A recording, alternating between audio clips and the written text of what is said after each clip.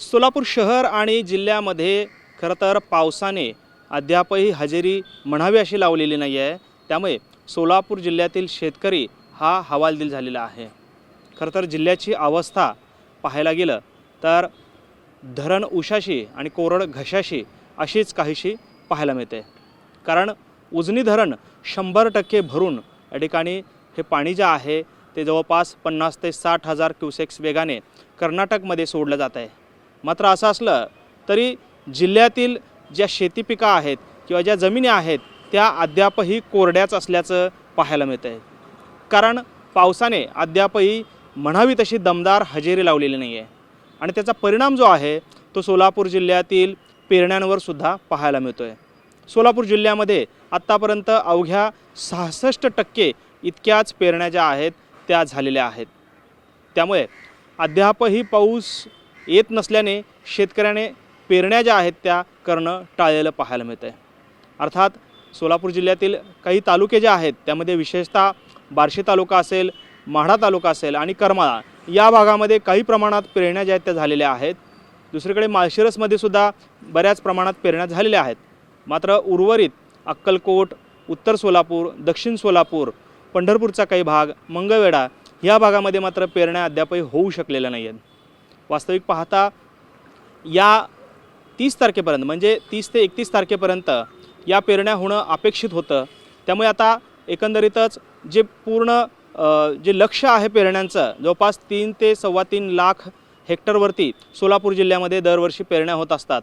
यंदाच्या वर्षी मात्र त्या केवळ 66% इतक्याच झालेल्या आहेत। त्यामुळे यंदाचं हे लक्ष्य जे आहे ते पेरण्यांचं लक्ष्य पूर्ण होईल की नाही अशी शक्यता आता वर्तवली जाते। तर दुसरीकडे उजनी धरणातून मोठ्या प्रमाणात पाणी जे आहे ते कर्नाटकमध्ये सोडलं जात आहे। मात्र ते पाणी जिल्ह्यातील शेतकऱ्यांना वापरता येत नसल्याचं चित्र एकंदरीत पाहायला मिळतं आहे। खरं तर यापूर्वीसुद्धा या उजनी धरणातून अतिरिक्त जे पाणी सोडलं जातं या पाण्यावरती इतर जे काही छोटे प्रकल्प आहेत हे लघु मध्यम प्रकल्प जे आहेत त्यामध्ये पाणी द्यावं अशी मागणी सातत्यानं गेल्या 20 ते 25 वर्षांपासून होते। मात्र त्याला कुठेही पूर्तता न मिळाल्यामुळे ही जी छोटे मध्यम प्रकल्प जे आहेत ते तशाच पद्धतीनं कोरडे पडल्याचं चित्र पाहायला मिळतं आहे। त्यामुळं सोलापूरकरांची अवस्था जी आहे ती धरण उशाशी आणि कोरड घशाशी अशीच काहीची आहे। त्यामुळे आगामी कालावधीमध्ये खरं तर सोलापूरमध्ये गेल्या 3 ते 4 वर्षांपासून पावसाचा जो पॅटर्न आहे तो चेंज झाल्याचं चित्र पाहायला मिळतं आहे।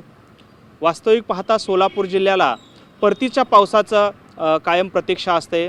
साधारणपणे ऑगस्टच्या एंडला आणि सप्टेंबरमध्ये हा पाऊस जो आहे तो सोलापूरमध्ये येत असतो आणि त्या दृष्टीनेच पेरण्यांची देखील लगबग शेतकऱ्यांची असते। मात्र गेल्या 3-4 वर्षांपासून पाऊस जो आहे तो जूनमध्येच हजेरी लावताना पाहायला मिळालेला होता। त्यामुळे शेतकरी देखील आता संभ्रमित झाल्याचं चित्र पाहायला मिळतं आहे।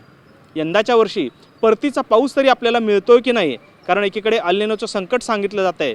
त्यामुळे परतीचा पाऊस जर का सोलापूर जिल्ह्यामध्ये आला नाही तर मात्र दोन्हीही हंगाम जे आहेत जिल्ह्यातील शेतकऱ्यांचे ते वाया जाण्याची भीतीसुद्धा व्यक्त केली जाते। त्यामुळे लवकरात लवकर पाऊस पडावा अशी प्रार्थना शेतकरी या वरुण राजाकडे करताना आपल्याला पाहायला मिळत आहे। कॅमेरामन विनोद हुमनाबादकरसह सागर सुरवसे, TV9 मराठी, सोलापूर।